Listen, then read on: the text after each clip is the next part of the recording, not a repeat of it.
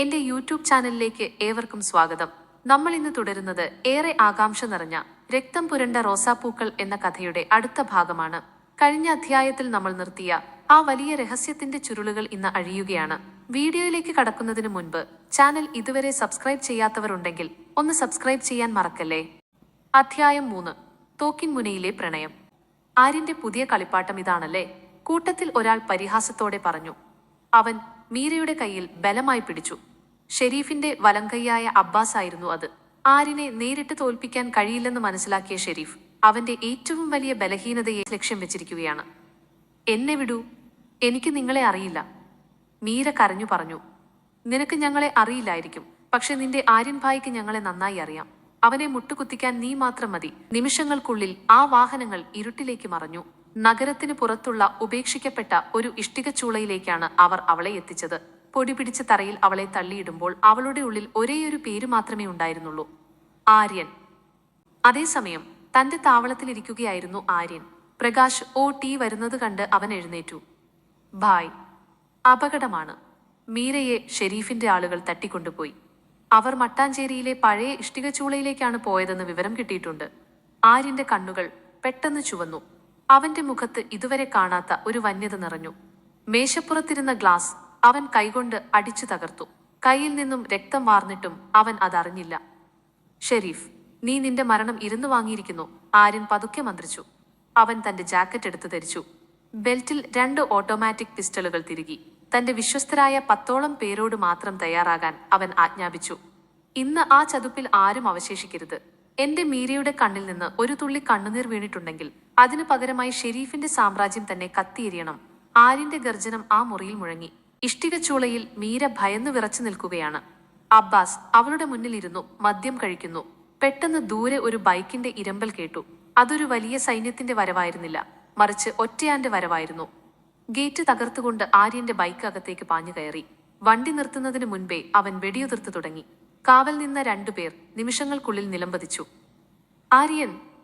മീര വിളിച്ചു കൂവി. അബ്ബാസ് ഞെട്ടിയെഴുന്നേറ്റു. അവനെ കൊല്ലൂ! അവൻ അലറി. ചുറ്റുമുള്ള മറകളിൽ നിന്നും ഷെരീഫിന്റെ ആളുകൾ ആര്യന് നേരെ വെടിയുതിർത്തു.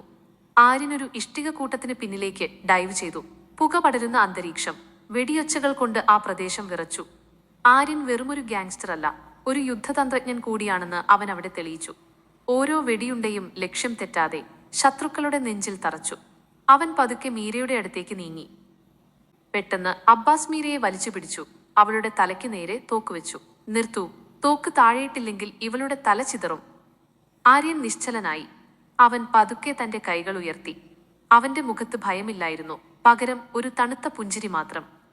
അബ്ബാസ്, നീ തോക്ക് പിടിക്കാൻ പഠിച്ചിട്ടില്ല, ആര്യൻ ശാന്തമായി പറഞ്ഞു. മിണ്ടരുത്, നിന്റെ കരുത്ത് ഈ പെണ്ണാണെന്ന് എനിക്കറിയാം. നീ തോക്ക് താഴെയിടൂ. ആര്യൻ തന്റെ കയ്യിലിരുന്ന തോക്ക് പതുക്കെ നിലത്തിട്ടു. മീരയുടെ കണ്ണുകൾ നിറഞ്ഞു തുളുമ്പി. തനിക്ക് വേണ്ടി ആര്യൻ കീഴടങ്ങുന്നത് അവൾക്ക് വിശ്വസിക്കാനായില്ല. അബ്ബാസ് വിജയഭാവത്തിൽ ചിരിച്ചു. അവൻ ട്രിഗറിൽ വിരലമർത്താൻ തുടങ്ങിയ നിമിഷം ആര്യൻ തന്റെ ബൂട്ടിൽ ഒളിപ്പിച്ചിരുന്ന ഒരു ചെറിയ കത്തി മിന്നൽ വേഗത്തിൽ അബ്ബാസിന്റെ കൈ ലക്ഷ്യമാക്കി എറിഞ്ഞു. അബ്ബാസിന്റെ കയ്യിൽ കത്തി തറച്ചു. തോക്ക് താഴെ വീണു. ആ നിമിഷം ആര്യൻ ഒരു ചീറ്റപ്പുലിയെപ്പോലെ അവന് നേരെ ചാടി. അവൻ അബ്ബാസിനെ അടിച്ച് നിലത്തിട്ടു. ആര്യന്റെ ഓരോ അടിയും ക്രൂരമായിരുന്നു. തന്റെ പ്രിയപ്പെട്ടവളെ തൊട്ടവനോടുള്ള പക മുഴുവൻ ആ അടികളിലുണ്ടായിരുന്നു. ആര്യൻ മീരയുടെ കെട്ടുകൾ അഴിച്ചു. അവൾ അവനെ കെട്ടിപ്പിടിച്ചു പൊട്ടിക്കരഞ്ഞു. പേടിക്കണ്ട മീര, ഞാൻ ഇവിടെയുണ്ട്, അവൻ അവളുടെ മുടിയിൽ തലോടിക്കൊണ്ട് പറഞ്ഞു. അവൻ അവളെ തന്റെ ബൈക്കിന്റെ പിന്നിലിരുത്തി. അപ്പോഴേക്കും പ്രകാശും സംഘവും അവിടെ എത്തിയിരുന്നു. ബാക്കിയുള്ള ശത്രുക്കളെ അവർ കൈകാര്യം ചെയ്തു. മഴ വീണ്ടും ശക്തമായി. ആര്യൻ മീരയെയും കൂട്ടി തന്റെ രഹസ്യ താവളത്തിലേക്ക് യാത്രയായി. വഴിയിൽ ഒരിടത്തും അവൻ സംസാരിച്ചില്ല. പക്ഷേ അവന്റെ ഇടത്തെ കൈ മീരയുടെ കൈകളെ മുറുകെ പിടിച്ചിരുന്നു. ആ പിടിയിൽ ഒരു വലിയ ഉറപ്പുണ്ടായിരുന്നു. ഇനിയൊരിക്കലും അവളെ അവൻ വിട്ടുകൊടുക്കില്ലെന്ന് ഉറപ്പ്. ആ രാത്രി അവർ ഒരു പഴയ കാപ്പിത്തോട്ടത്തിലെ ചെറിയ വീട്ടിലെത്തി. മീരയ്ക്ക് ചുടുചായ നൽകി അവൻ അവളെ പുതപ്പിച്ചു. അവൾ പതുക്കെ ഉറക്കത്തിലേക്ക് വഴുതി വീണു. പക്ഷേ ആര്യൻ ഉറങ്ങിയില്ല. അവൻ പുറത്ത് തോക്കുമായി കാവൽ നിന്നു. ഈ പ്രണയം തോക്കിൻ മുനയിലാണ് ജനിച്ചത്. ഇത് രക്തം കൊണ്ട് എഴുതപ്പെട്ടതാണ്. ഇതിന്റെ അന്ത്യം എന്തായിരിക്കുമെന്ന് ആര്യന് പോലും അറിയില്ലായിരുന്നു. ഷെരീഫിന്റെ ആദ്യത്തെ നീക്കം പരാജയപ്പെട്ടു. പക്ഷെ ഇത് യുദ്ധത്തിന്റെ തുടക്കം മാത്രമാണ്. ആര്യൻ തന്റെ പ്രണയത്തിനായി നഗരം തന്നെ കത്തിക്കാൻ തയ്യാറാണെന്ന് ശത്രുക്കൾ മനസ്സിലാക്കി കഴിഞ്ഞു. എന്നാൽ ആര്യന്റെ ഉള്ളിലെ മുറിവുകൾ മീര ഇതുവരെ കണ്ടിട്ടില്ല. അവനെ ഇത്രമാത്രം ക്രൂരനാക്കിയ ആ ഭൂതകാലം എന്താണ്? അടുത്ത അധ്യായത്തിൽ നമുക്ക് കാണാം.